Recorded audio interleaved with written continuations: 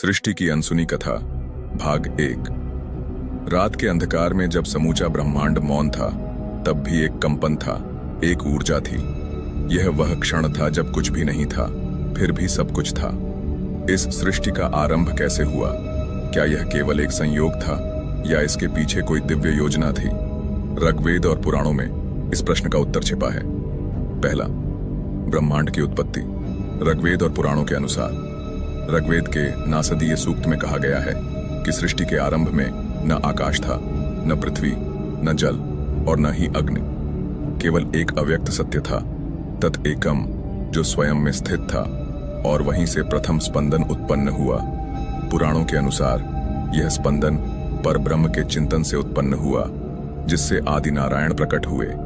उनकी नाभि से एक विशाल कमल खिला और उस कमल से ब्रह्मा प्रकट हुए। ब्रह्मा ही सृष्टि के निर्माता बने, लेकिन क्या वे सच में सर्वशक्तिमान थे? दूसरा, ब्रह्मा, विष्णु और महेश का रहस्य। कहते हैं जब ब्रह्मा प्रकट हुए तो उन्होंने अपने चारों ओर केवल असीम शून्यता देखी। उन्हें समझ नहीं आया कि वे कौन हैं, कहां से आए हैं और उनका उद्देश्य क्या है। तभी उन्हें एक गूंज सुनाई दी, तप तप। ब्रह्मा ने हजारों वर्षों तक तपस्या की और तभी उन्हें सृष्टि की रचना का ज्ञान प्राप्त हुआ। लेकिन जब वे सृष्टि की रचना करने लगे तो अराजकता उत्पन्न हुई। तभी आदिशक्ति ने प्रकट होकर उन्हें बताया कि वे अकेले सृष्टि नहीं कर सकते। तब ब्रह्मा ने भगवान विष्णु से सहायता मांगी। विष्णु, जो आदि पुरुष हैं, उन्होंने कहा, सृष्टि संतुलित होनी चाहिए, मैं इसका पालन करूंगा, और जब संतुलन बिगड़ेगा तो शिव इसे समाप्त करेंगे। इस प्रकार त्रिदेव की अवधारणा बनी। ब्रह्मा सृष्टि के रचयिता, विष्णु सृष्टि के पालक, महेश शिव सृष्टि के संहारक। तीसरा, शिव का रुद्र तांडव और ब्रह्मा के पांचवें सिर का रहस्य।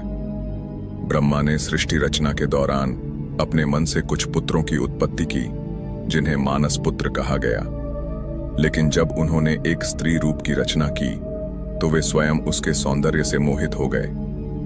यह देख देवताओं ने शिव से आग्रह किया कि वे ब्रह्मा को रोकें। शिव ने अपने रुद्र रूप में प्रकट होकर ब्रह्मा को चेतावनी दी, लेकिन ब्रह्मा ने अहंकार में कहा, मैं ही सृष्टि का निर्माता हूं, मुझसे ऊपर कोई नहीं।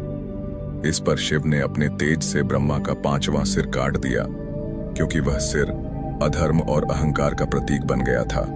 लेकिन शिव को ब्रह्म हत्या का पाप लग गया।